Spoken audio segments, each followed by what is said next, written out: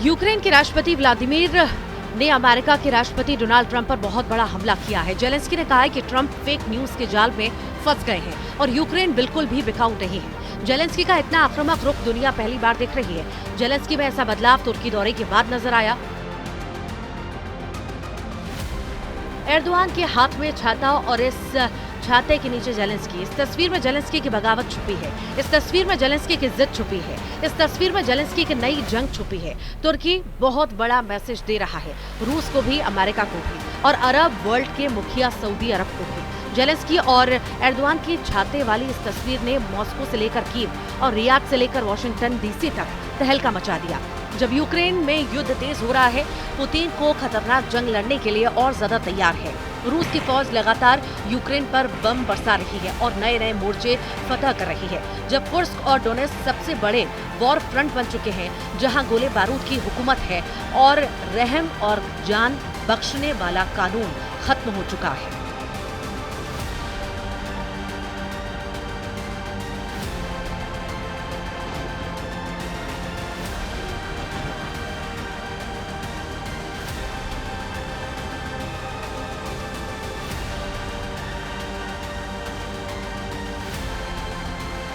तब यूक्रेन को बचाने के लिए नेटो की सेनाएं यूरोप का मोर्चा मजबूत कर रही हैं, क्योंकि फ्रांस, ब्रिटेन और जर्मनी को इस बात का पता चल गया है कि पुतिन अब नेटो का धुआं धुआं करने को तैयार है।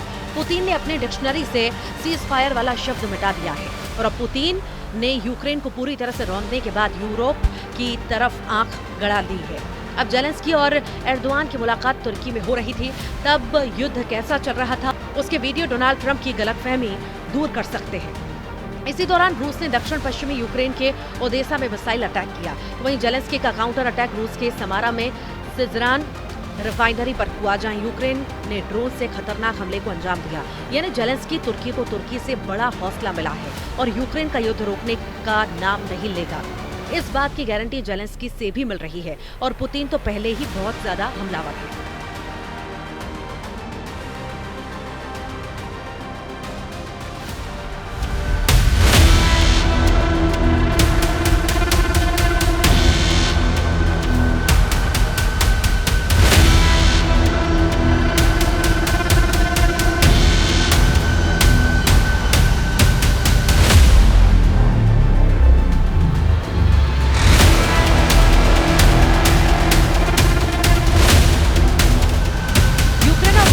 ताजा हमले रियाद में हुई अमेरिका और रूस की मीटिंग के बाद हुए हैं। यानी पुतिन और जेलेंस्की दोनों ट्रंप को साइलेंट मैसेज दे रहे हैं। मैसेज ये कि युद्ध वो अपनी शर्तों पर रोकेंगे। इसी के बाद जेलेंस्की की एर्दोआन के साथ सीक्रेट मीटिंग की।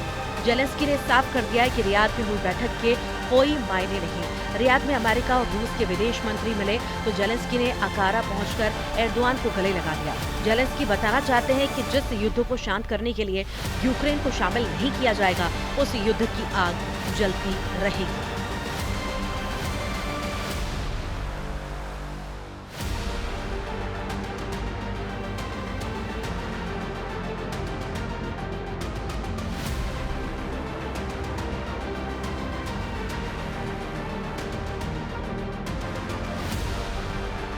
अब एर्दोआन और जेलेंस्की की मीटिंग हुई तो उसमें जेलेंस्की ने पूरा दर्द सामने रखा। जेलेंस्की ने बताया कि कैसे रूस की सेना ने पूरे डॉनबास को जकड़ लिया और कैसे कुर्स्क में उनकी सेना पुतिन और उनके दोस्त किम जोंग उन की सेना से बहुत ही खतरनाक युद्ध लड़ रही है।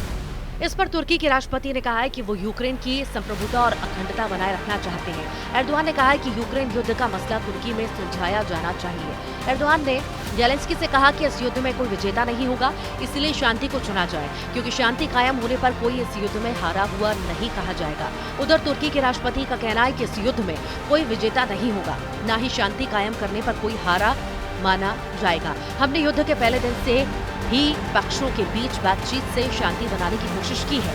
यूक्रेन से आने वाली तस्वीरों ने सिर्फ युद्ध को लेकर बहुत बड़ी चिंता तुर्की ही नहीं बल्कि लंदन और पेरिस तक फैला दी है। पुतिन की सेना ने जिस तरह से यूक्रेन में तबाही मचाई, उसके बाद जेलेंस्की के सामने सरेंडर के अलावा कोई रास्ता नहीं, क्योंकि अब तो ट्रंप भी अपनी शर्तों पर युद्ध विराम कराना चाहते हैं। अब ये बात जेलेंस्की को पसंद नहीं आ रही।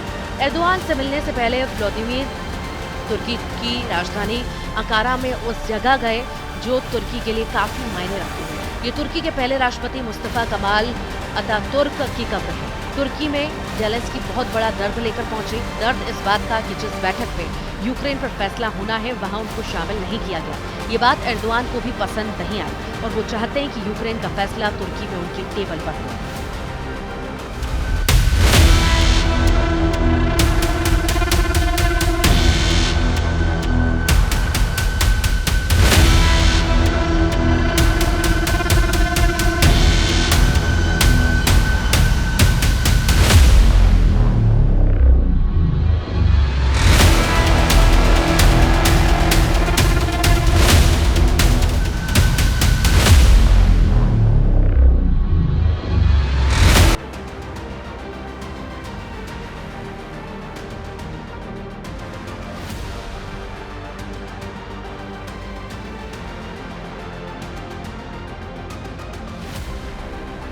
जेलेंस्की को पता है कि एर्दोआन न कुछ कर सकते हैं, इसलिए गाड़ी से उतरने और एक ही छाते के नीचे एर्दोआन के साथ राष्ट्रपति भवन की सीढ़ियां चढ़ने और इसके बाद मीटिंग हॉल में से लेकर एर्दोआन से अकेले में मिलकर जेलेंस्की ने बड़ी शिकायतें की। उनकी डिमांड बहुत साफ है, जिससे सवाल उठता है कि क्या जेलेंस्की को अब डोनाल्ड ट्रंप पर यकीन नहीं रहा।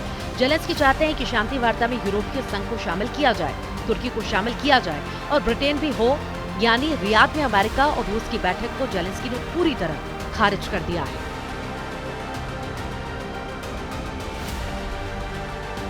यूक्रेन और यूरोप यानी बड़े मायने में यूरोपीय संघ, तुर्की और ब्रिटेन इन्हें बातचीत में शामिल करना चाहिए ताकि सुरक्षा की गारंटी रहे।